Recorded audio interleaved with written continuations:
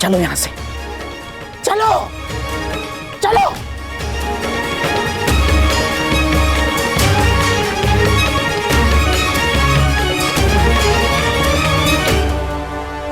धनुष ना टूटता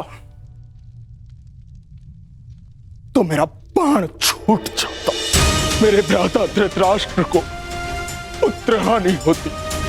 मैं आज भी यही कामना करता हूं कि यदि ये युद्ध हो तो मेरे भ्राता धृतराष्ट्र के पुत्र और मेरे ज्येष्ठ भ्राता पांडु के पुत्र सुरक्षित रहे।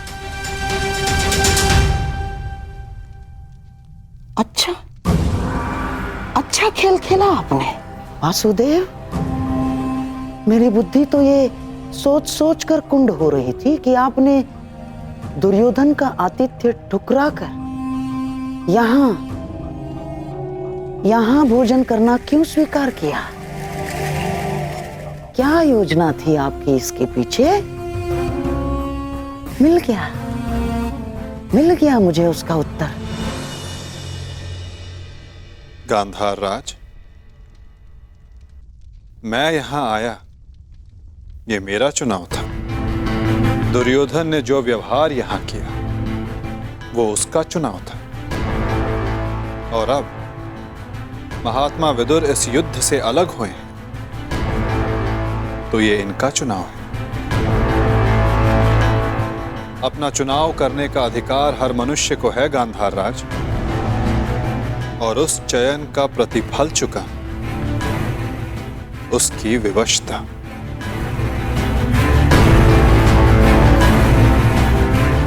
प्रणिपात।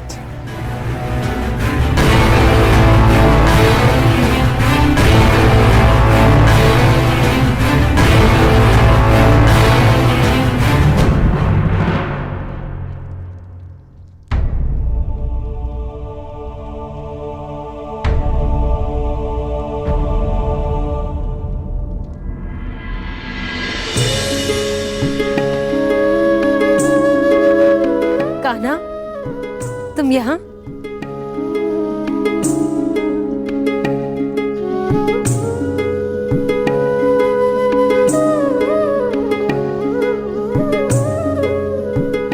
सोचा कि अपनी बुआ को बता दूं कि भूखे पेट शयन करने से बुरे स्वप्न आते हैं। मेरी निद्रा और भूख तो तभी उड़ गई थी जब युद्ध की घोषणा हुई थी। कृष्ण,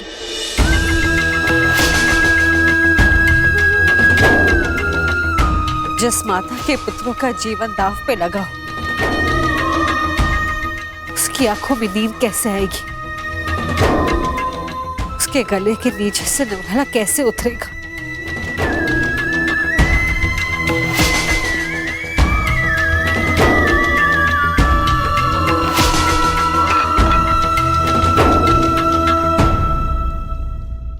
बुआ बैठो। मैं तो यहां इसलिए आया था कि अपनी बुआ के साथ भोजन का आनंद उठा सकूं, परंतु मेरी बुआ इतनी व्याकुल, इतनी निराश है। यदि आपको मुझ पर विश्वास है कि मैं आपके पुत्रों की रक्षा करने में सक्षम हूं, तो क्या आप फिर भी भोजन नहीं करेंगी? तुम्हारी बात कोई चाह के भी कैसे टाल सकता है? तो फिर पहले आप भोजन कीजिए।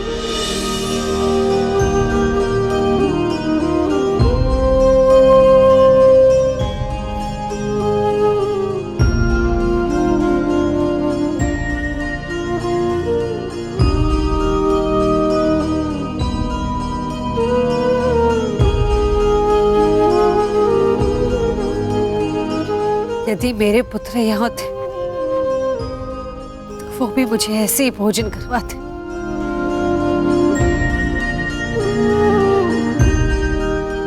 धन्यवाद कृष्ण, जो तुम यहाँ पर आकर मेरे पुत्रों के स्थान पर खड़े हुए और प्रकृत विकट परिस्थिति में मेरे पुत्रों का मार्गदर्शन करने के लिए।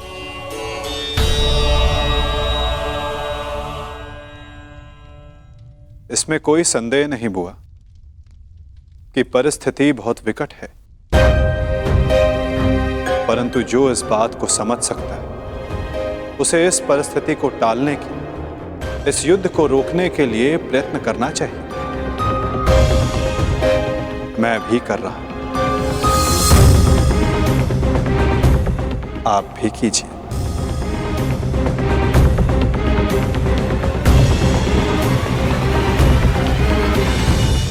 मैं समझी नहीं, मैं क्या कर सकती हूँ?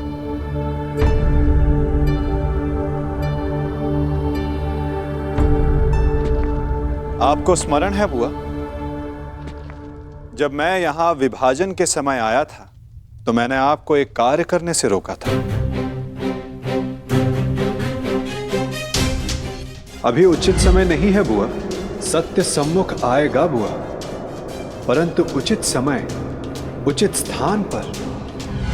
तुम ये कहना चाह रहे हो कि मैं उसे... बुआ, कुछ करने को कहने वाला मैं कौन होता हूं?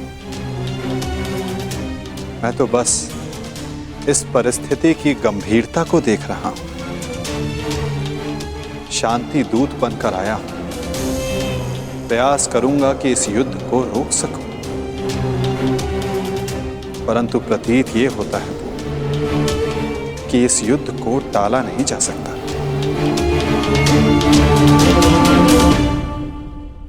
मुझे भी उसी दिन का भय है कृष्ण, जब मेरे दोनों पुत्र एक दूसरे के समक्ष अस्त्र दान कर एक दूसरे का रथ मारने के लिए प्रस्तुत होंगे, परंतु इसे रोका कैसे जा सकता है?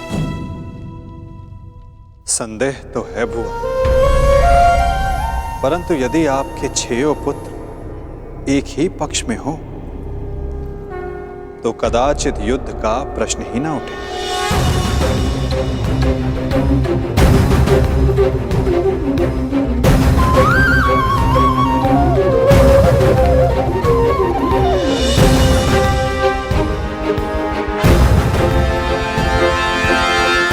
मैं वो करने जा रहा हूं जो मेरा कर्तव्य है। आप वो करें जो आपको उचित लगता है।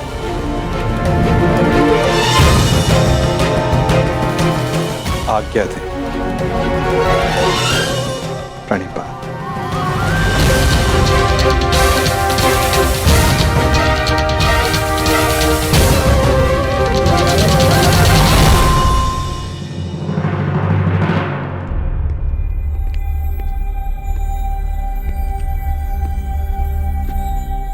माधव,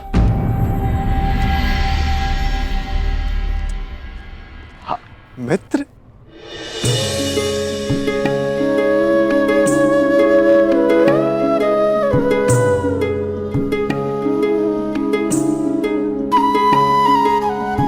मुझे बहुत प्रसन्नता हुई तुम्हें फिर से देखकर।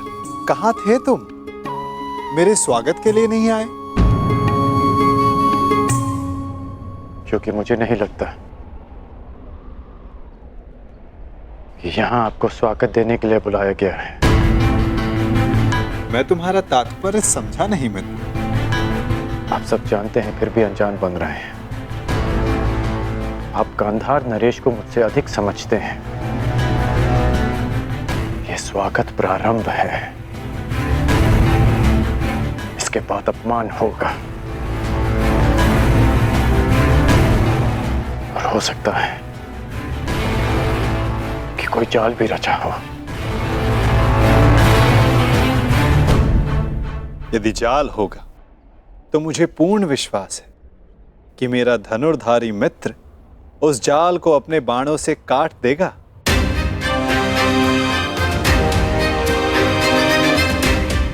यदि मैं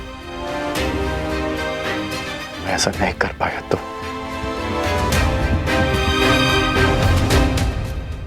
तो मैं स्वयं उसका त्राण करूंगा मित्र। हाँ, अब हम सबसे भिन्न हैं, अधिक सक्षम हैं,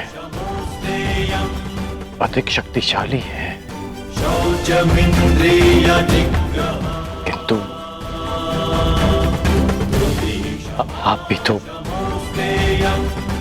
मानव का ही रूप है ना, और मानव सब कुछ नहीं जानता। अन्यथा आज आप दुर्योधन की सभा में नहीं आते।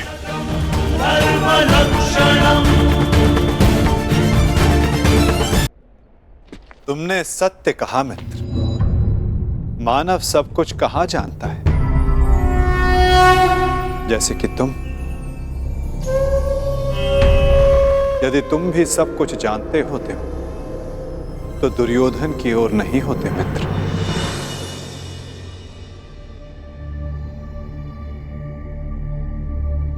वासुदेव, बात को समझने का प्रयास कीजिए। मैं भावी संकट की बात कर रहा हूं।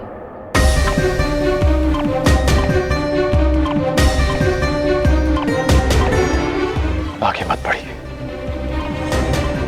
रुक जाइए वासुदेव।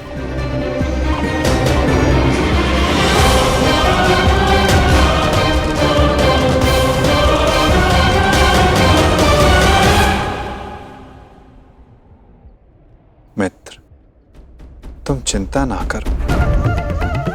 यदि मैं हर उस स्थान पर रुक जाता जहां संकट संभव था, तो मेरे जन्म लेने के पश्चात मैं बंदी गृह में नहीं रुक जाता मित्र। मामा कंस के बुलाने पर मथुरा नहीं जाता। मामाओं से निपटने का मेरा बड़ा अनुभव रहा है मित्र। मैं जानता हूं कि भीतर क्या होने वाला।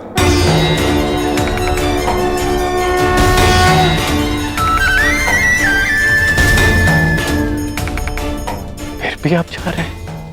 हाँ मित्र, मैं इसलिए नहीं जा रहा कि ये मेरी इच्छा है। मैं इसलिए जा रहा हूं कि वहां राज्यसभा में जो होगा उसके लिए वहां मेरा होना आवश्यक है। परंतु महत्वपूर्ण प्रश्न यह है मित्र कि मैं ऐसा कर क्यों रहा हूं? इस सभा के पश्चात मुझसे मिलना, कदाचित मैं भी तुमसे यही प्रश्न कर बैठूं। मैं यहां केवल हस्तिनापुर की सभा को संबोधित करने नहीं आया। मैं यहां तुमसे भी मिलने आया हूं मित्र।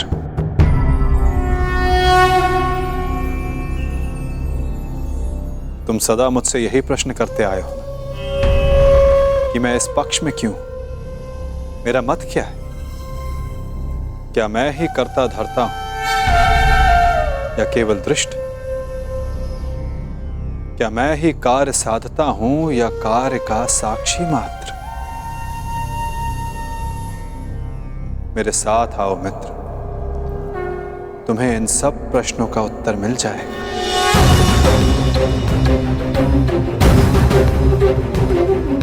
मैं इस सृष्टि का साक्षी, आज तुम मेरे साक्षी बनो मित्र।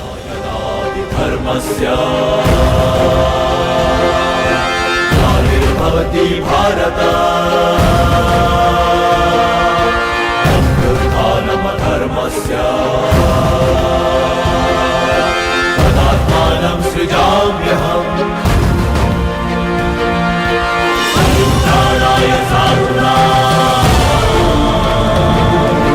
विनाशाय च दुष्कृताम्।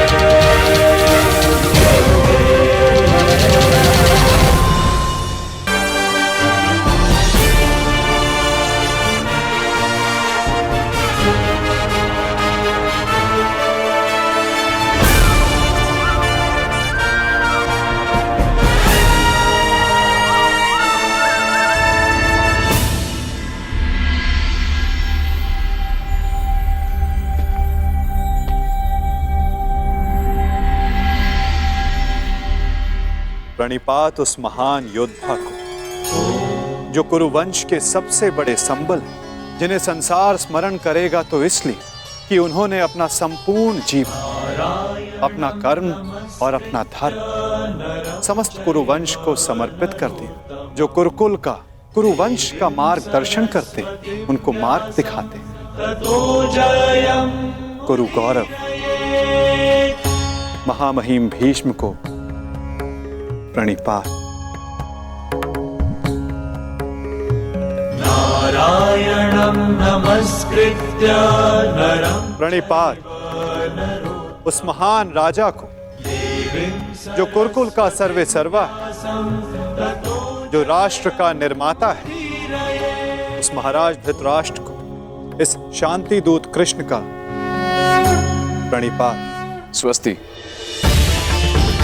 अपने ज्ञान और शिक्षा के बल पर सामान्य कुरु कुमारों को भारतवर्ष का महान योद्धा बनाने वाले अर्जुन, भीम, दुर्योधन जैसे महान योद्धाओं के आचार्य श्री द्रोणाचार्य को मेरा प्रणिपात।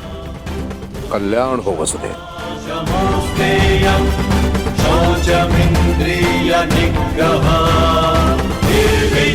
प्रणिपात उस महान हस्ती को जो अपने लक्ष्य संधान में प्रवीण है, जिन्होंने अपनी बहन के पुत्रों के लिए अपना राज्य त्याग किया, जो अपनी तीव्र बुद्धि और नीति से कुरु कुमारों का मार्गदर्शन करते हैं, उस गांधार नरेश को प्रणिपात।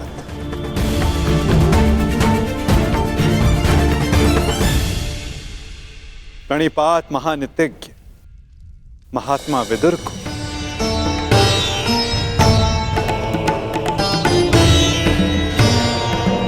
प्रणिपात उन समस्त जनों को जो सभा में उपस्थित हैं, जो शांति के समर्थक हैं। प्रणिपात का अर्थ है अपना शीश झुकाना। हम सब अपनी संतानों को उन सब के समक्ष शीश झुकाना सिखाते हैं जिन्होंने अपने जीवन में महान कार्य किए, परंतु मैं आप सबके समक्ष प्रणिपात इसलिए नहीं कर रहा कि आप सब ने महान कार्य किए। मैं प्रणिपात इसलिए कर रहा हूं कि आप सब अब भी एक महान कार्य को संपन्न करने के लिए सक्षम हैं। वो महान कार्य जो कि एक महायुद्ध है, एक महाविनाश है, उससे मुक्ति पा, जिसके पश्चात एक महान शांति की स्थापना होगी, धर्म का उदय होगा। मुझे विश्वास है कि आप सभी कल आने वाले महाभारत के महाविनाश को देख सकते हैं, और यदि आप सब चाहें तो आर्यव्रत को इस विनाश से बचा भी सकते हैं। मुझे अधिक प्रसन्नता होगी कि आप सबके सहयोग से भारतवर्ष में होने वाले इस महाभारत से सबको बचा सकूं और मेरे यहाँ उपस्थित होने का लक्ष्य पूर्ण कर सकूं। मुझे पूर्ण विश्वास है कि आप सब में से कोई भी ये युद्ध नहीं चाहेगा।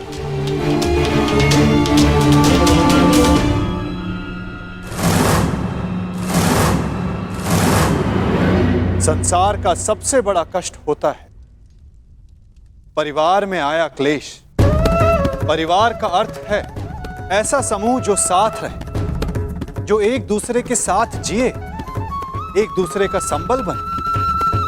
यदि एक वृक्ष दूसरे वृक्ष की शाखाएं काटने लगे तो वृक्ष का अस्तित्व समाप्त हो जाता है महाराज धृतराष्ट्र। जब परिवार साथ रहता है तभी उन्नति होती है।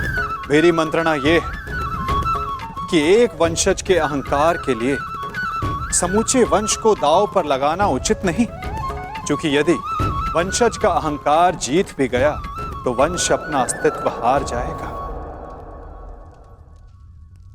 इसलिए मैं वासुदेव कृष्ण पांडवों की ओर से शांति दूत बनकर आया, शांति प्रस्ताव लाया। यह युद्ध केवल भाइयों के मध्य का संघर्ष नहीं होगा, बल्कि इस युद्ध में संपूर्ण भारतवर्ष भाग लेगा।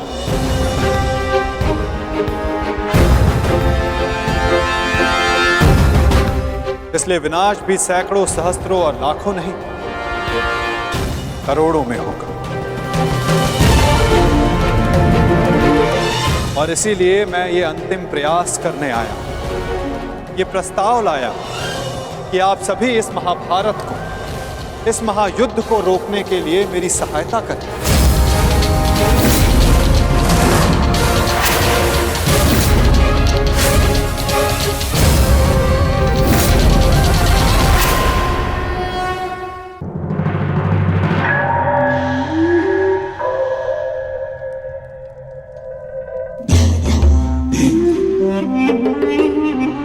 साधु साधु वासुदेव, आप तो सचमुच धन्य हैं। मुझे स्मरण नहीं होता कि कितना समय हो गया ऐसे शांतिपूर्ण वचन सुने हुए। मुझे तो ऐसा प्रतीत होता है वासुदेव कि आपके मुख से शब्द नहीं, फूल झड़ रहे हैं, फूल। मैं अभिभूत हो गया वासुदेव। और सच कहूं वासुदेव, मैं भी आपसे सहमत हूं।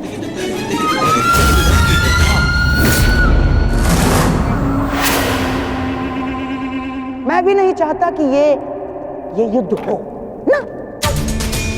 अमाश्री, ये क्या कह रहे हैं आप? हाँ दुर्योधन, वासुदेव बिल्कुल उचित कह रहे हैं। हमें इस युद्ध को रोकने का पूरा प्रयास करना चाहिए, समझ गए? हाँ हाँ वासुदेव, सबसे श्रेष्ठ युद्ध वो है जो कभी हो ही नहीं।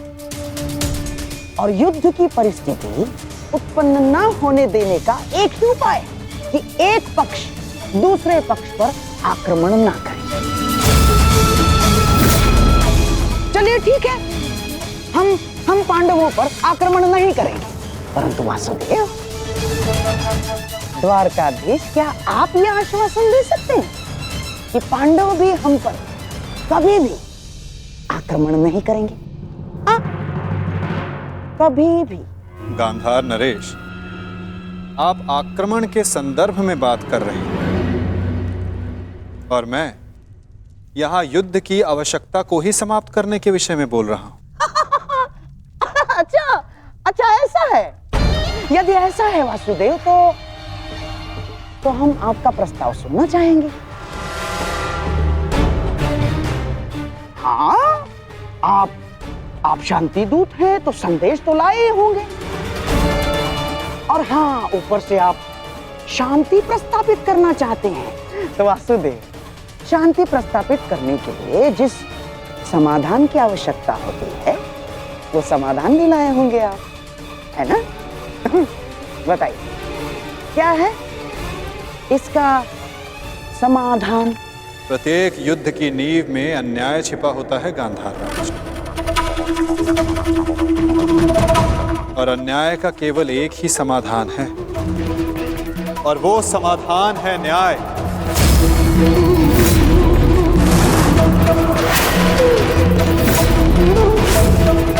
वो न्याय जिस पर केवल पांडवों का अधिकार है, उनसे किए गए वचनों को ना निभाने का न्याय, उनसे किए गए वचनों को ना पूर्ण करने का न्याय। इस भरी सभा में जो अधर्म हुआ, जो अन्याय हुआ, उसके प्रति न्याय। महाराज धृतराष्ट्र, मैं यहां पांडवों की ओर से उनके साथ जो अन्याय हुआ उसका न्याय मांगने आया। कैसा अन्याय वासुदेव? वो अन्याय जो एक धर्म सभा में एक अधर्म द्यूत माध्यम से हुआ था। वो अन्याय जो कुरुकुल के ज्येष्ठ जनों के समक्ष कुलवधू पांचाली के साथ हुआ। यदि उस अन्याय का त्राण हो तो इस महायुद्ध को रोका जा सकता है।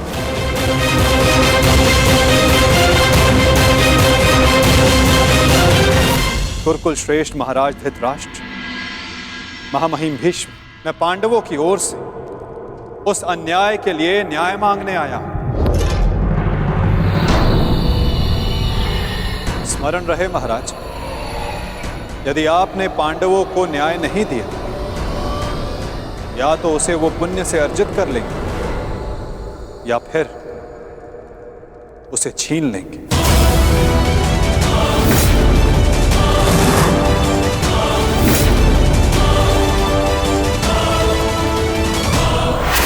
अब निर्णय आपका है। वासुदेव, आप यहाँ शांति प्रस्ताव लेकर आए हैं या हमें धमकाने आए हैं? वो उस द्यूत में जो कुछ भी हुआ सबकी उपस्थिति में हुआ, युधिष्ठिर की इच्छा से हुआ। अरे वो हार गया, अपना राज्य हार गया, वो उसका प्रारब्ध था। छलबद्ध अन्याय को प्रारब्ध नहीं कहा जा सकता युवराज। जिस प्रकार मंदिर में किया गया पाप पुण्य नहीं बन जाता, उसी प्रकार धर्मवीरों की उपस्थिति में सभा में किया गया धर्म नहीं बन जाता। धर्म कौन सा धर्म? कोई धर्म नहीं हुआ। नारी नारायणी होती है युवराज, और भरी सभा में एक नारी का, एक कुल वधू का वस्त्र हरण अधर्म नहीं?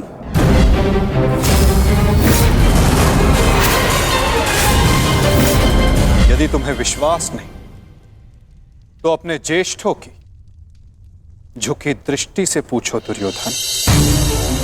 उन वस्त्रों से पूछो जो आपको आपके मन की नग्नता अनुभव कराने के लिए आपके शरीर से दूर हो गए। उन प्रतिज्ञाओं से पूछो जो पांडवों ने अपने भ्राताओं के विनाश के लिए मांगी। ये प्रतिज्ञा लेता हूं और यही जंगल तोड़कर तुम्हारा प्राण दे लूंगा दुर्योधन। उस श्राप से पूछो जो द्रौपदी ने समस्त कुरुकुल को दिया। इस सभा में उपस्थित वो हर व्यक्ति जिसने मौन रहकर ये अधर्म होते हुए देखा, उन्हें उनके मौन रहने का दंड मिलेगा। श्राप है ये अपनी सुता द्रौपदी का। परंतु यदि आप सब चाहें तो पांडव अपनी प्रतिज्ञा को त्याग देंगे।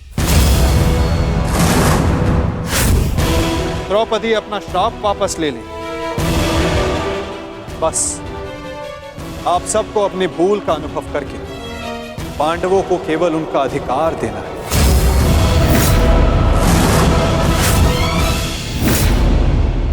कैसा न्याय है वासुदेव? संधि और शांति वार्ता में बराबर की बात होती है। एक ओर से बंधन और शर्तें नहीं लादी जाती। न्याय की मांग ना बंधन है ना शर्त है महाराज, केवल एक निवेदन है। यदि ऐसा है तो मेरा निर्णय यह है कि दुर्योधन, मौन रहो। निर्णय लेना महाराज के हाथ में है, तुम्हारे नहीं। तुम शांत रहो।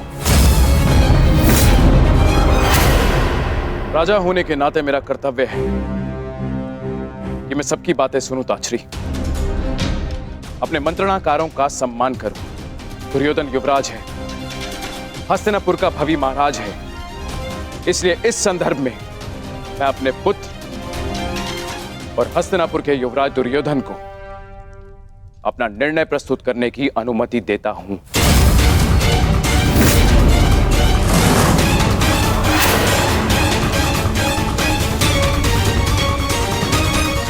धन्यवाद पिताश्री। हाँ तो सुनिए वासुदेव, ऐसा है कि उस द्यूत में पांडव स्वयं अपना अधिकार हार बैठे थे। अब ना तो वो किसी भी राज्य का उनको अधिकार है और ना ही राजा होने का।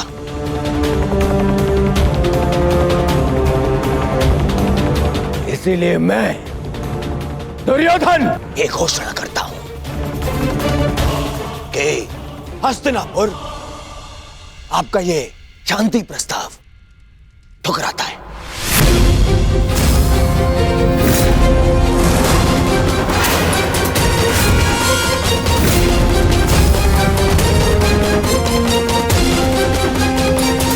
दुर्योधन, क्या तुम्हें इस बात का अनुमान भी है कि शांति प्रस्ताव ठुकराने का अर्थ है युद्ध को निमंत्रण? अपने निर्णय पर पुनः विचार कर लो। बात बात पर विचार करना बंद कीजिए पितामह। बात बात पर विचार कायर करते हैं।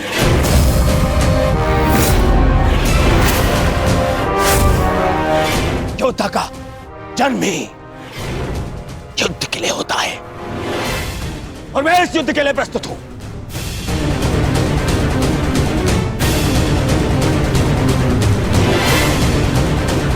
मेरी दृष्टि में उन पांडवों को कुछ भी देने का प्रश्न ही नहीं उठता। बस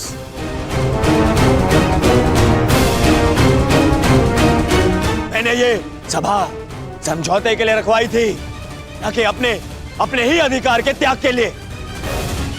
ये मेरा अंतिम निर्णय है। मैं उन पांडवों को इंद्रप्रस्थ नहीं दूंगा तो नहीं दूंगा।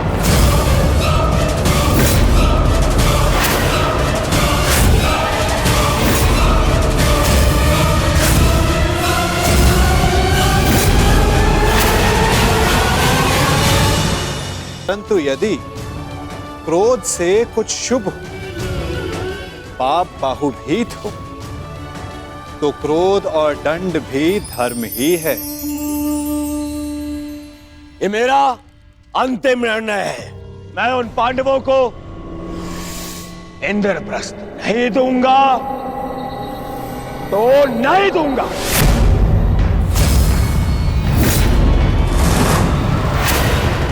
उचित है दुर्योधन, तुम इंद्रप्रस्थ रख सकते हो। उसकी सेना भी रख लो, अस्त्र शस्त्र रख लो, लाखों गाय अश्व, उसकी प्रजा भी रख लो, कोटि कोटि धन संपत्ति, जो कुछ भी पांडवों ने अपने परिश्रम से अर्जित किया था वो सब रख लो दुर्योधन।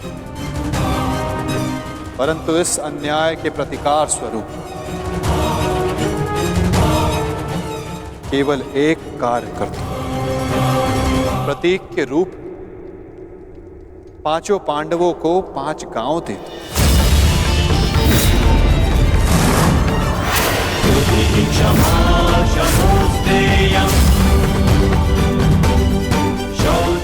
इतना तो दे ही सकते हो दुर्योधन। 5 पांडव वहां सुख से निवास करें और कुछ नहीं चाहेंगे। इस युद्ध को टालने के लिए केवल 5 गांव देना स्वीकार है तुम्हें?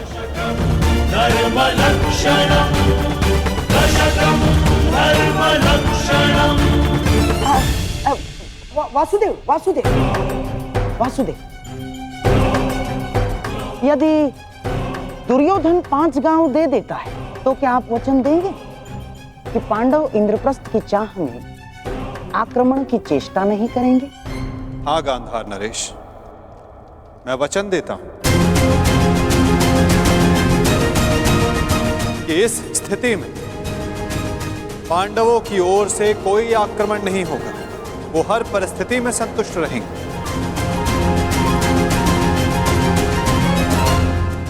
कह दो दुर्योधन, इससे अच्छा प्रस्ताव कोई नहीं होगा। महाराज, मैं आपसे विनती करता हूं कि यही अवसर है, अंतिम अवसर।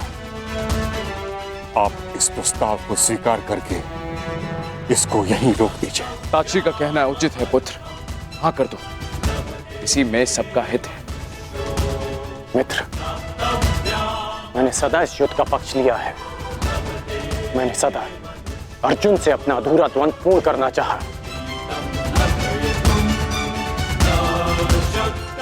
मैं अपना अधूरा द्वंद्व कभी और पूर्ण कर लूंगा। इस समय पूरे भारतवर्ष को महाविनाश से बचाने की आवश्यकता है। हाँ कह दो मित्र।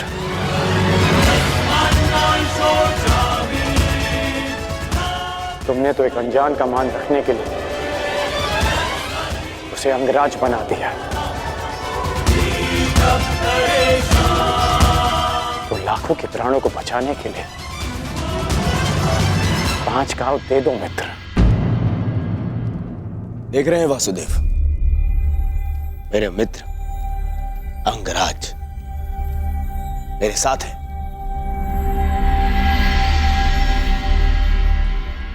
और आपको तो अच्छे से ज्ञात है कि कर्ण को अंगराज मैंने बनाया। उसे वो दिया है मैंने जो पांडव नहीं दे पाए। ना पांडव, ना पितामह।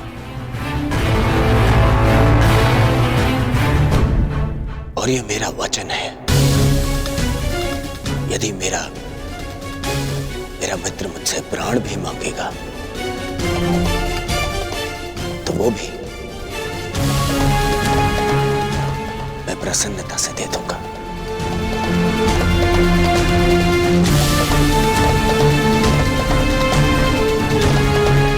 परंतु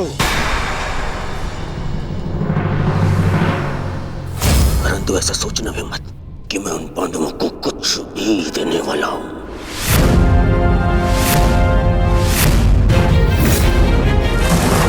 पता है, बचपन से मुझे यही आभास कराया गया है कि मेरा किसी भी वस्तु में कोई अधिकार नहीं, ना अपने पिता के राज्य पर, ना सिंहासन पर। जो भी मिले या तो दे दो या उन पांडवों के साथ में बांट लो। और तुम अधिकार की बात करते हो वासुदेव, तो बताओ मुझे, मेरा अधिकार उन पांडवों ने मुझे कब दिया? कब? गुरु का प्रेम, महामहिम का वात्सल्य किसी को मिला तो वो उन पांडवों को, मुझे नहीं। मेरे पिता के राजा होने पर, युवराज पद पर किसी का अधिकार था तो वो मेरा था, परंतु मुझे नहीं मिला। वो मिला उस युधिष्ठिर को। दुर्योधन की बात तर्कसम्मत है वासुदेव। युवराज राजा का पुत्र ही बनता है और यही नीति है। आप तो कभी वास्तविक राजा थे ही नहीं महाराज। आप तो आज भी हस्तिनापुर के केवल कार्यकारी नरेश। आपका राज्य अभिषेक भी नहीं हुआ। और रही बात नीति की, तो कुल वधू का वस्त्र हरण, उसका अपमान कहां की नीति है? पांडवों का पक्ष लेना बंद करो ग्वाले। मैंने उस द्रौपदी को धर्म पूर्वक द्यूत में जीतकर उसे अपनी दासी बनाया। उसका वस्त्र हरण करना मेरा अधिकार था, क्योंकि जो दासी अपने स्वामी की आज्ञा का पालन ना करे वो दंड की अधिकारिणी होती है। नारी केवल सम्मान की अधिकारिणी है दुर्योधन।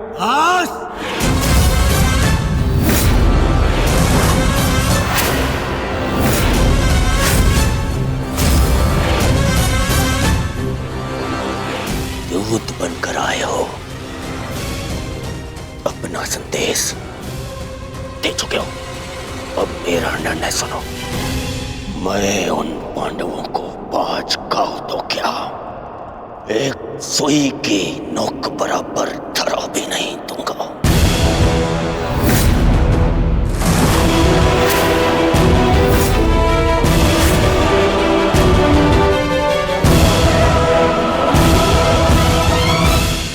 मैंने तुम्हारा संदेश भली भांति समझ लिया है युवराज।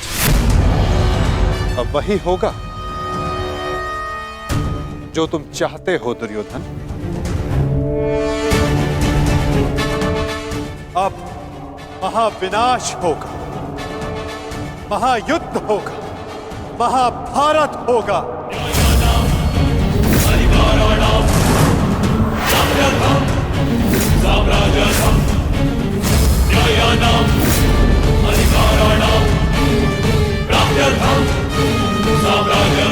प्रणिपात।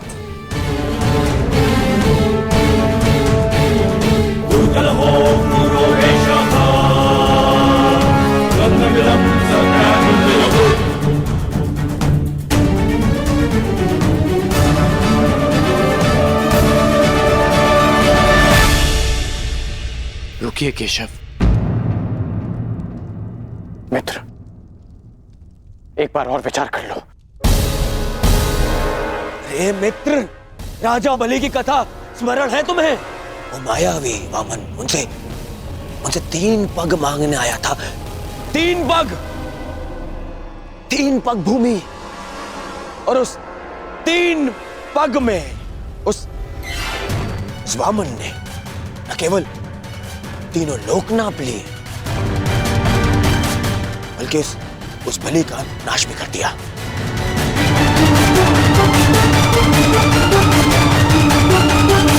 अरे इस छलिया को 5 गांव दे दूंगा तो यह हस्तिनापुर का अस्तित्व ही मिटा देगा।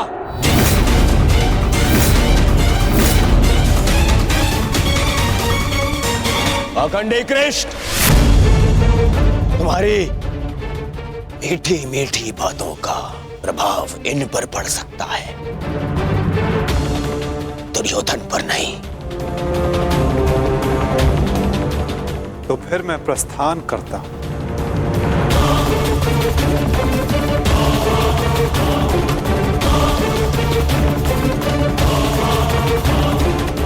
रुको दूत।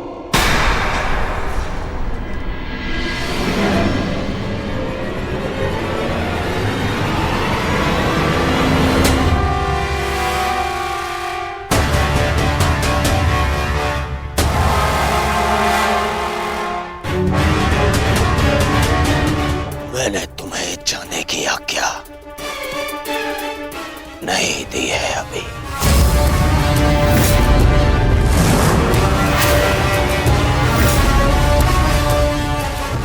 सब तुम्हारी माया से भयभीत हैं कृष्ण। आज मैं अपनी प्रजा और अपनी सेना के मन से तेरा भय मिटा दूंगा कृष्ण।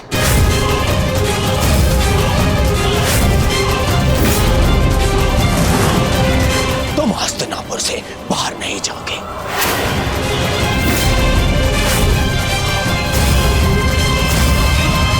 मैं धृतराष्ट्र पुत्र दुर्योधन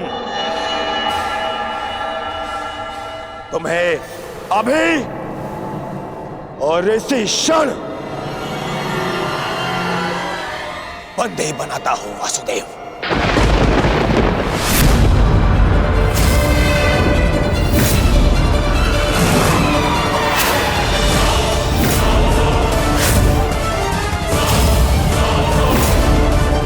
सैनिकों, बंदी बनाओ इस छलिए को।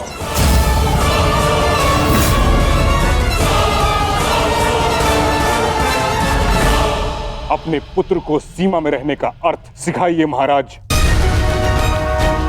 ये अनर्थ करने जा रहा है। महामहिम बिल्कुल ठीक कह रहे हैं महाराज। वासुदेव कृष्ण केवल हस्तिनापुर के संबंधी नहीं, इस समय वे एक शांति दूत हैं। और इस बात का स्मरण रहे महाराज, एक शांति दूत के साथ इस तरह का व्यवहार उचित नहीं है। आचार्य ठीक कह रहे हैं पुत्र। ऐसा अनर्थ मत करो। रावण ने भी यही मूर्खता की थी। उसने भी दूत का अपमान किया था और उसकी सोने की लंका जलकर भस्म हो गई।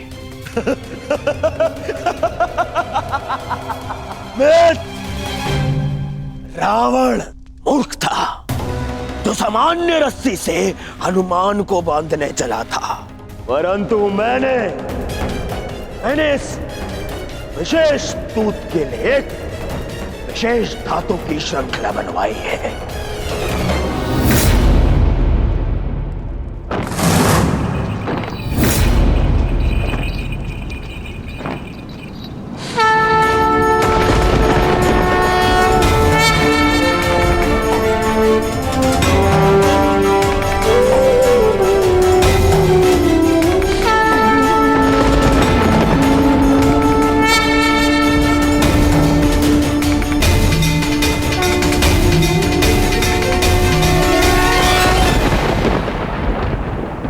कुछ नहीं कहेगा।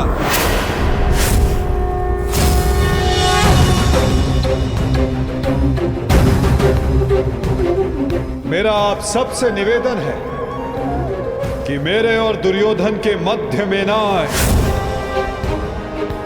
और साक्षी बने इस क्षण के। इसे भान नहीं कि ये क्या कर रहा है, जिसके जन्म के पश्चात जिसे बंदी गृह की बेड़ियां ना बांध सके, सैनिकों का पहरा ना रोक पाए, आज तुम उसे बांधने चले हो दुर्योधन। सामर्थ्य है तुम में तो बढ़ो आगे,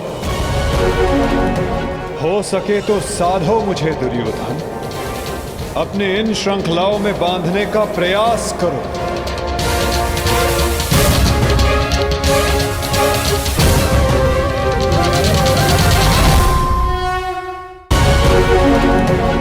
हो सके तो साधो मुझे दुर्योधन, अपने इन श्रृंखलाओं में बांधने का प्रयास करो।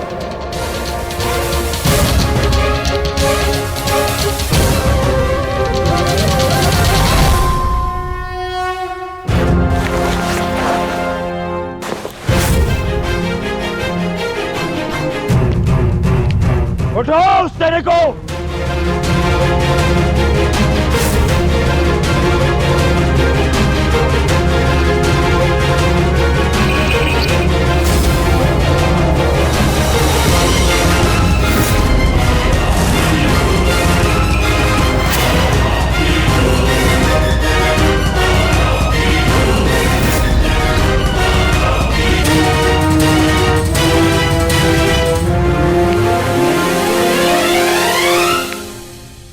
तुम्हें लगता है कि ये धातु श्रृंखला मुझे बांधने के लिए पर्याप्त है दुर्योधन?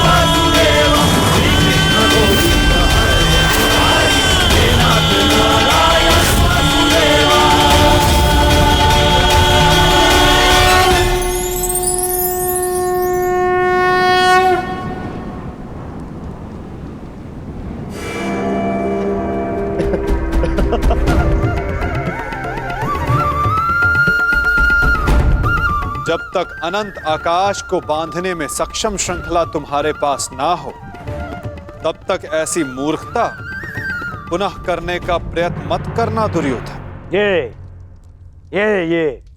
छल, ये माया, यही है ना तुम्हारे अस्त्र छलिए। परंतु मुझे तुमसे या तुम्हारे इस माया से डर नहीं लगता। हर लूंगा मैं तुम्हारे और उन पांडवों के प्राण।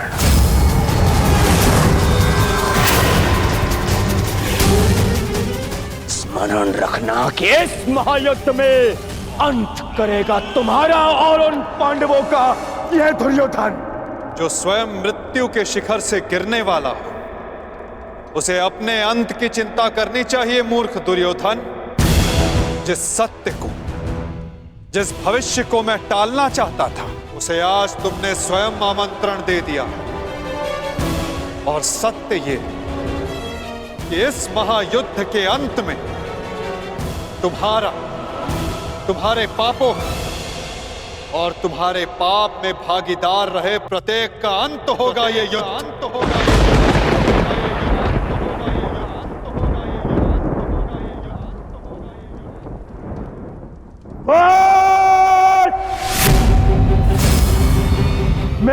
राज्य में मेरे ही सभा में आके मुझे ही धमकी देता है छलिए। तुम्हारा राज्य, तुम्हारी सभा, इस राजसभा के समक्ष कितना सा आकार है तुम्हारा दुर्योधन, और हस्तिनापुर के समक्ष कितनी सी है ये सभा, और इस पृथ्वी के सामने कितना सा है हस्तिनापुर, और इस ब्रह्मांड में क्या स्थान रखती है ये पृथ्वी। यदि मनुष्य का अभिमान और दम उसके आकार से अधिक बड़ा हो जाए तो वही मनुष्य को स्वयं अपने बोझ से मार डालता है, और तुम्हारे अंत का कारण भी यही अभिमान होगा दुर्योधन, और तुम्हारा अंत भी तुम्हारे इसी अभिमान से होगा दुर्योधन।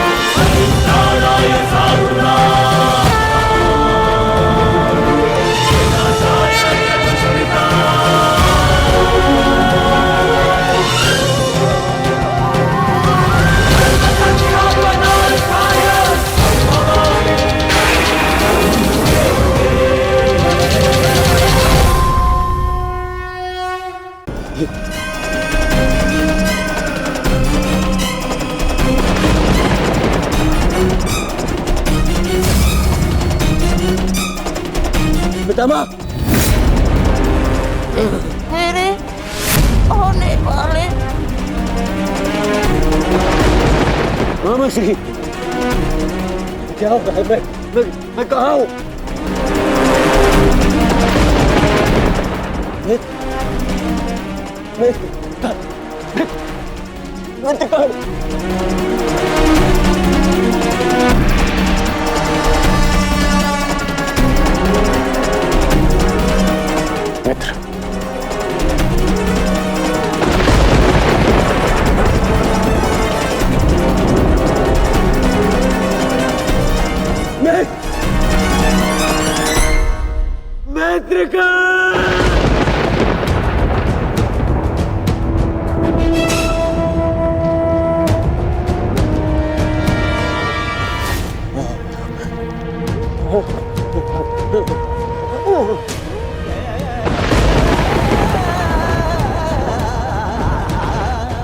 असंभव है ये, असंभव है ये। इसे तुमने ही तो संभव बनाया है दुर्योधन।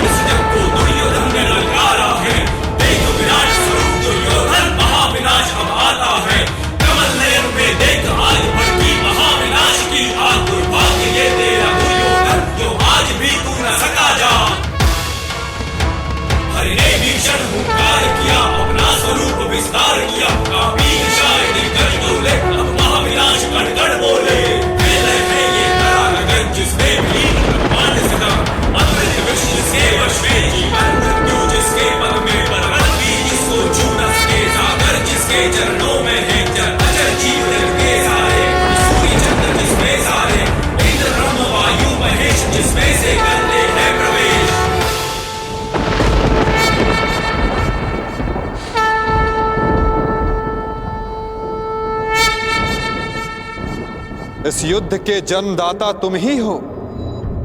ध्यान से देखो इसे, ये कुरुक्षेत्र है। ये तुम्हारे अहंकार का परिणाम है दुर्योधन, तुम्हारे छल का निष्कर्ष है ये तुम्हारे मद का, तुम्हारे कर्मों का फल है दुर्योधन। ये उस पाप का परिणाम है दुर्योधन जो भरी सभा में याज्ञसेनी के साथ हुआ। ये उस श्राप का परिणाम है जो पांचाली के धधकते हृदय से निकला। देखो मूर्ख, मृत्यु तुम्हें पराजित कर चुकी है और तुम विजय का स्वप्न देख रहे हो।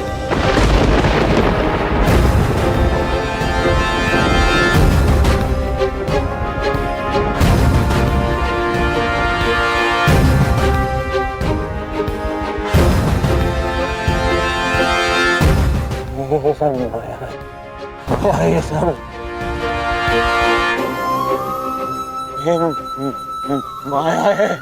माया नहीं दुर्योधन, तुम्हारे कर्मों की छाया है ये। यही तुम्हारा भविष्य है, यही तुम्हारा प्रारब्ध, यही अंत है कुरुवंश का। युद्ध की चाह थी ना तुम्हें, महाविनाश देखने की इच्छा थी तुम्हें। ठीक है, युद्ध मिलेगा तुम्हें, महाविनाश देखोगे तुम। तुमसे पहले भी बहुत अहंकारी आए और उनका भी अंत मैंने इसी प्रकार किया। मनुष्य क्या, मैं तो सौर मंडल का सृजन और विनाश करता हूं। देखना चाहोगे तो देखो।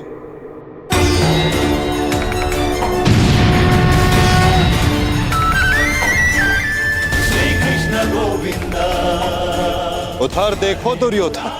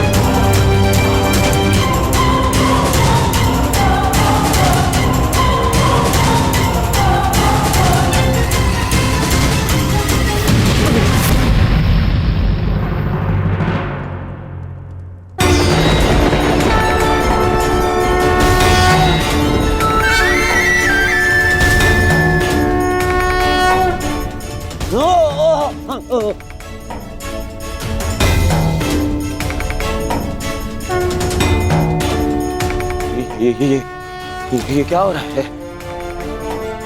नहीं, ये सब मिथ्या है। ये मिथ्या है। ये मिथ्या तुम्हारा अहंकार है दुर्योधन। मिथ्या ये सभा है, सत्य तो वो है जो तुम कभी समझ ही नहीं पाए। वो सत्य जो मैंने अभी तुम्हें दिखाया।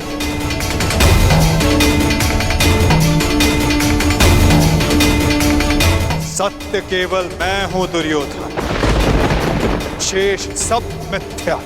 ये सब माया है। तुम साधारण मनुष्य हो और कुछ नहीं हो। आश्चर्य है, परंतु इसमें तुम्हारा क्या दोष? जब मनुष्य में अहंकार तो वो सत्य केवल आकार से पहचानता है। तो आकार देखो दुर्योधन।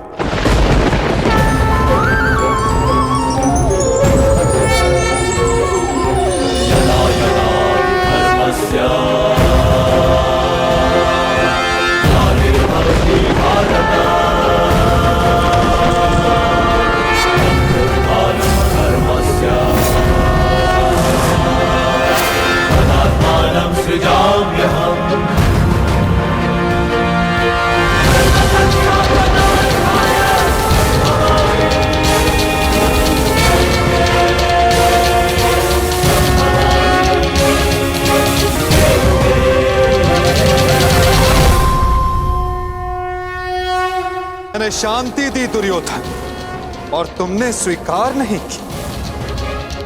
मैंने मैत्री दी, परंतु अपने अहंकार के आगे तुम्हें मैत्री का मूल्य समझ नहीं आया।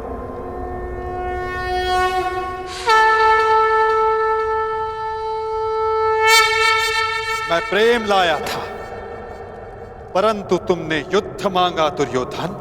तो सुनो, अब युद्ध होगा।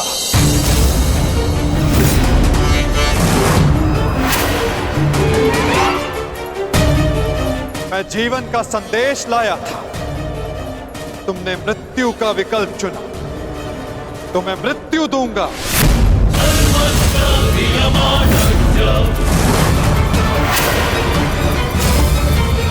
तुम्हें अनुमान नहीं दुर्योधन कि यह युद्ध कितना भयंकर होगा। महासंहार होगा, पापियों के प्रत्येक भागीदार का अंत होगा ये महाभारत।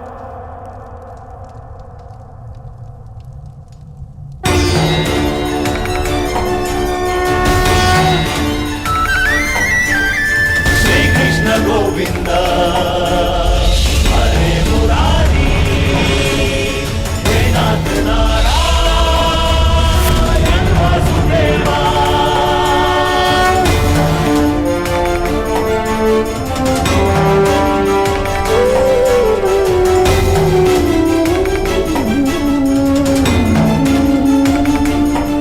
अश्वत्थामा! हे नाथ नारायण वासुदेवा, श्री कृष्ण गोविंद हरे मुरारी, हे नाथ नारायण वासुदेवा, श्री कृष्ण गोविंद हरे मुरारी। बाण संधान करो पार्थ, मुक्त करो राधे को। हरे मुरारी, हे नाथ नारायण वासुदेवा, श्री कृष्ण गोविंद हरे मुरारी, हे नाथ नारायण वासुदेवा। सभा में इतनी शांति क्यों है? कोई बताएगा मुझे आखिर हो क्या रहा है? सत्य देखने के लिए तन के दृष्टि की नहीं, मन के दृष्टि की आवश्यकता होती है धृतराष्ट्र। नियति ने तुम्हें दृष्टि नहीं, परंतु आज इस क्षण के लिए मैं तुम्हें दृष्टि देता हूं। कदाचित तन की दृष्टि से देखकर तुम मन की दृष्टि का सत्य समझ पाओ धृतराष्ट्र।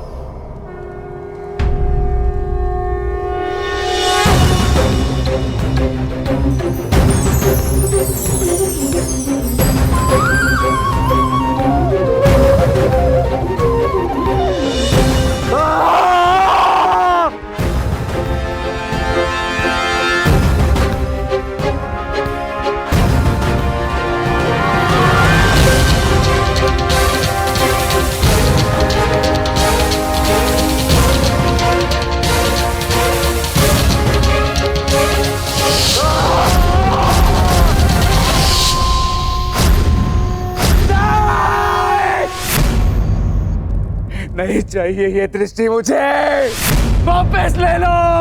ये क्या अनर्थ दिखा दिया मुझे? वासुदेव, ले लो, वापस ले लो।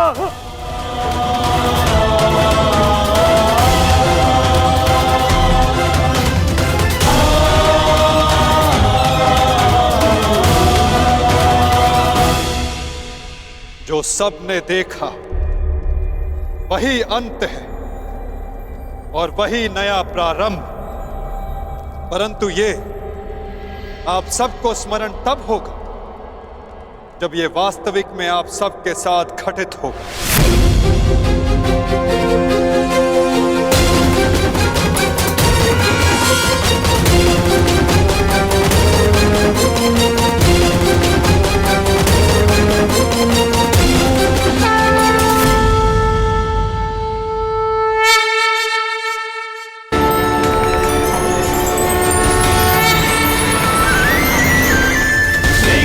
गोविंद हरे मुरारी, हे नाथ नारायण वासुदेवा। श्री कृष्ण गोविंद हरे मुरारी, हे नाथ नारायण वासुदेवा। मैं वासुदेव इस महायुद्ध, इस महाभारत की घोषणा करता हूं।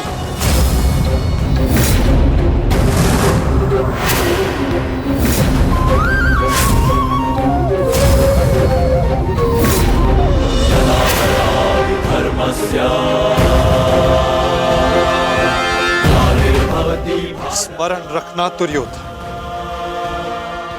तुम्हारे इस अभिमान के साथ साथ तुम भी इस धरा पर ऐसे गिरोगे कि कभी उठ नहीं पाओगे। इस महाहिंसा, इस महाविनाश के उत्तरदायित्व का बोझ तुम अपने साथ दूसरे लोक लेकर जाओगे दुर्योधन।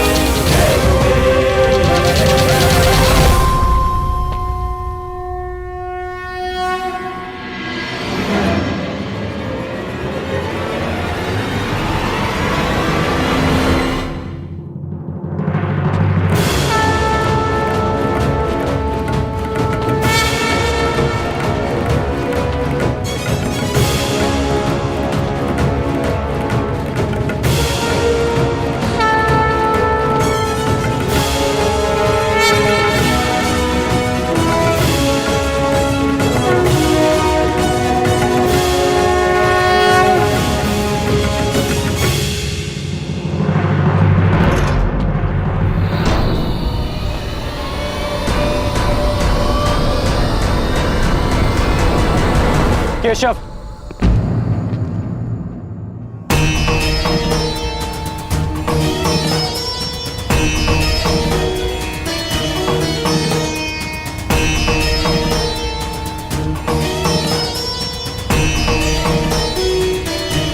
मुझे सदा से भान था कि आप साधारण मनुष्य नहीं हैं।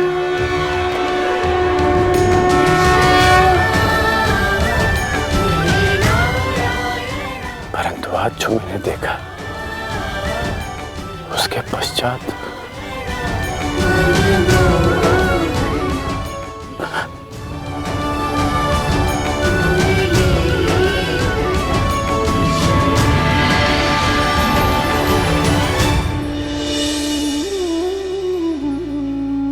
मेरे साथ आओ मित्र। ये स्थान अब वार्ता करने के लिए उचित नहीं रहा। यहां शब्दों का कोई मोल नहीं। यहां शब्द केवल सुने जाते, समझे नहीं जाते। आओ मेरे साथ।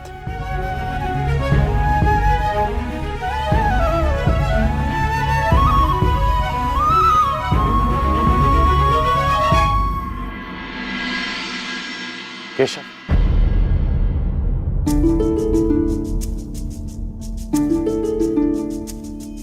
शांति न्याय, एक बार आप मेरे सारथी बने थे, आज ये गौरव मुझे दीजिए केशव। बुद्धि कर्म प्रीति में। तुम्हें सारथी के रूप में पाकर गौरवान्वित तो मैं हो जाऊंगा मित्र। कृष्णा कहो या कर्ण कहो, है दोनों एक समान। ठीक है। कृष्णा कहो या कर्ण कहो, है दोनों एक समान।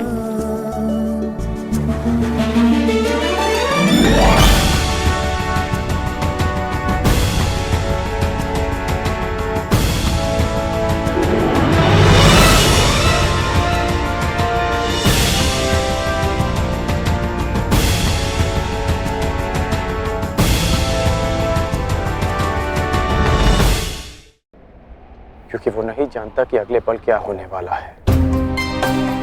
वो नहीं जानता कि वो जीवित रहेगा या वो मर जाएगा। परंतु यदि उसे ज्ञात हो जाए कि अगले पल क्या होगा या वो कब मर जाएगा, तो आपको नहीं लगता कि उसके आने वाले पल भय और चिंता में बीतेंगे?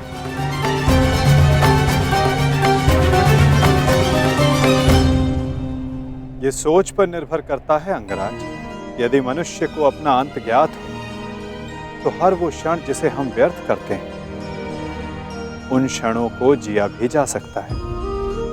इस नदी को देख रहे हो, इस बहती नदी को पता है कि अंततः इसे सागर में जाकर मिल जाना।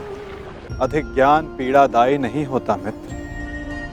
अधिक ज्ञान उचित निर्णय लेने में सहायता करता है।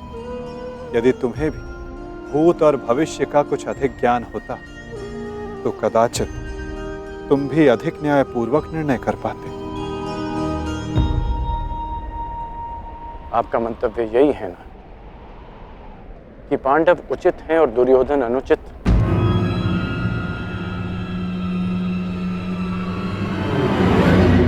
क्षमा कीजिएगा, परंतु मैं आपकी इस बात से सहमत नहीं हूं।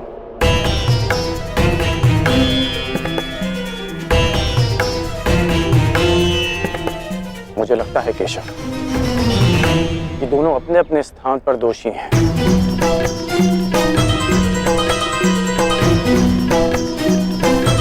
और इसी कारण से दोनों अपनी अपनी दृष्टि में निर्दोष और सही हैं। यदि दोनों ही दोषी हैं, तो तुम निष्पक्ष क्यों नहीं हो जाते मित्र?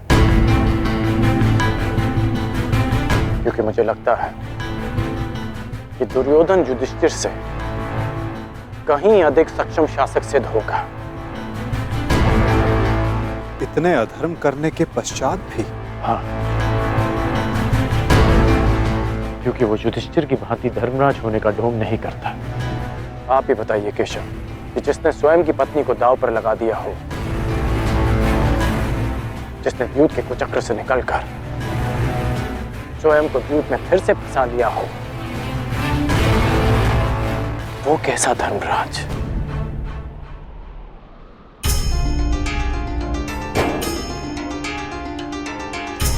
युधिष्ठिर की असमर्थता के कारण। राजकुमार युधिष्ठिर, मेरे शौंड की रक्षा कर लीजिए।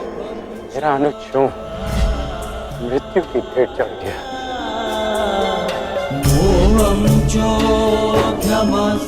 जब मुझे सूतपुत्र कहकर रंगभूमि की स्पर्धा में भाग लेने के लिए अयोग्य घोषित कर दिया गया था, राजकुमार के साथ द्वंद्व की अनुमति एक सूतपुत्र को नहीं दी जा सकती।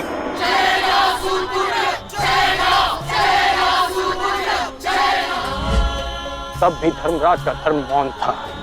ऐसे में दुर्योधन ने मेरा हाथ थामा, जिसे आप अधर्मी कहते हैं। आज मैं अंगराज हूं, परिवर्तन के लिए खड़ा हूं, वो केवल दुर्योधन के कारण। केशव, मैंने कहा था ना, यदि तुम्हें तनिक अधिक ज्ञान होता तो तुम उचित निर्णय ले पाते मित्र।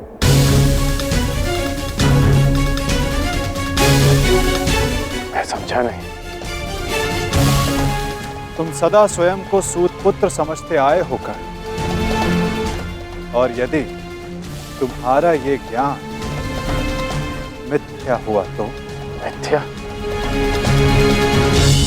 हाँ कर, क्योंकि तुम्हें तो पता ही नहीं कि तुम वास्तव में हो कौन। मुझे ज्ञात है कि मैं कौन हूं, और मुझे गर्व है कि मैं अधिरथ पुत्र कर्ण हूं, राधे पुत्र कर्ण हूं, सूत पुत्र कर्ण हूं।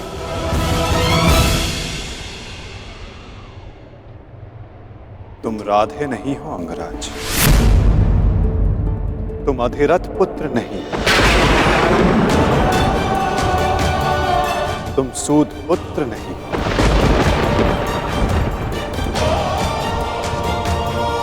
तुमने कभी ये नहीं सोचा कर्ण कि एक सूत पुत्र के शरीर में दिव्य स्वर्ण से मणित कवच और कुंडल क्यों है?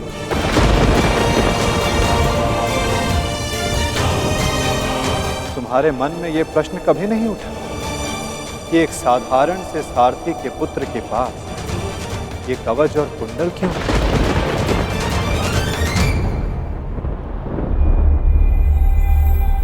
क्या तुम ये सोचकर कभी व्याकुल नहीं होते कर्ण कि तुम शेष से इतने भिन्न क्यों हो? तुम सूर्य पुत्र कर्ण, सूर्य पुत्र कर्ण, सूर्य पुत्र कर्ण, सूर्य पुत्र कर्ण।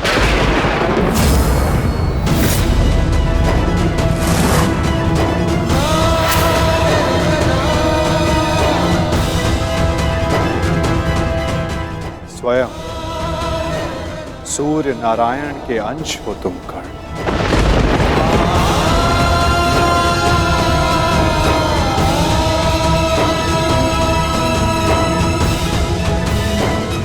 यह सत्य है, मेरे पिता अधिरथ हैं और मेरी माता राधा। सत्य से भागो मत कर्ण, और सत्य यही है कि अधिरथ तुम्हारे पालक पिता हैं। तुम उन्हें गंगा किनारे मिले थे, कभी सोचा नहीं कि क्यों सूर्य का तेज तुम्हारे मुखमंडल पर रहता है? कभी अनुभव नहीं किया मित्र कि क्यों सूर्य का ताप तुम्हारे शरीर पर स्निग्धता का अनुभव कराता है? तब भी समझ नहीं आया तुम्हें जब दिग्विजय करते समय पांचाल युद्ध में क्यों शत्रु पक्ष पर सूर्य देव का ताप बरस रहा था? क्योंकि तुम अधिरथ पुत्र नहीं, तुम सूर्य देव का आशीर्वाद हो कर्ण।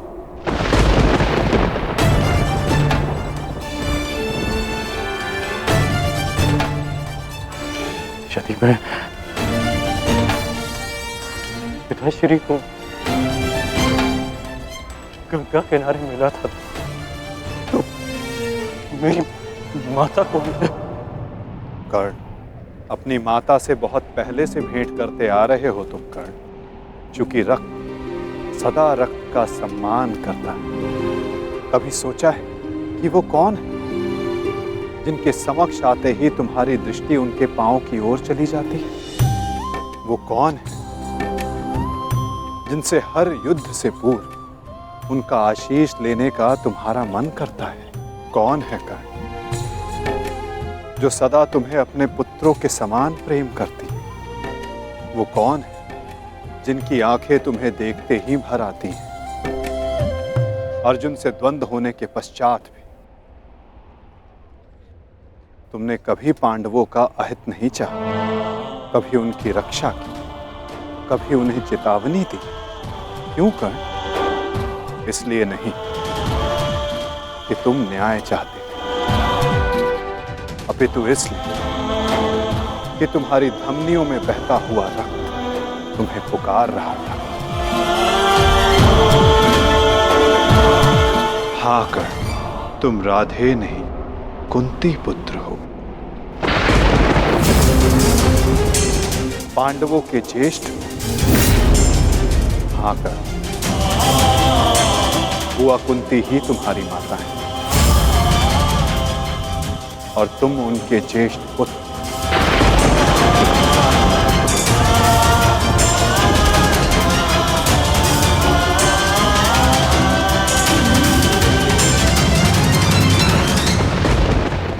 ये सत्य नहीं है।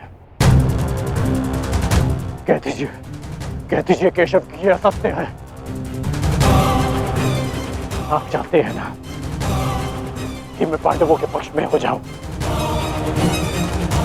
अपने मित्र का साथ छोड़ दूं,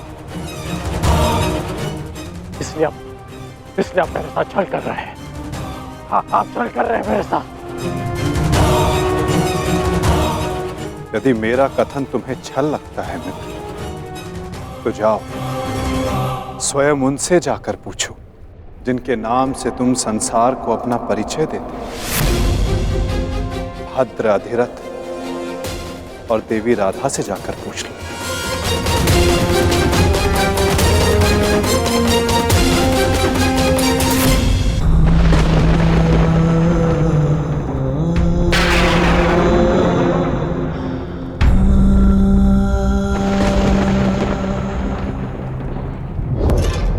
आ गए? उचित समय पर पहुंच गए। आओ भीतर आओ।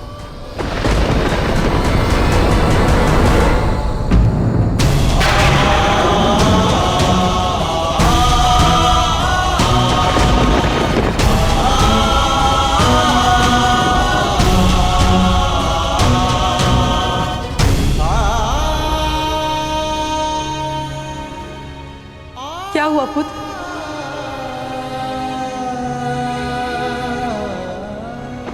तुम राधे नहीं हो अंगराज, तुम सूर्य पुत्र कर्ण हो।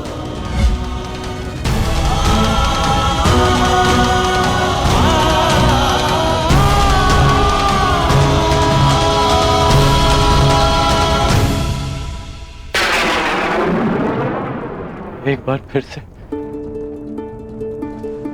पुत्र कहकर पुकारिए ना।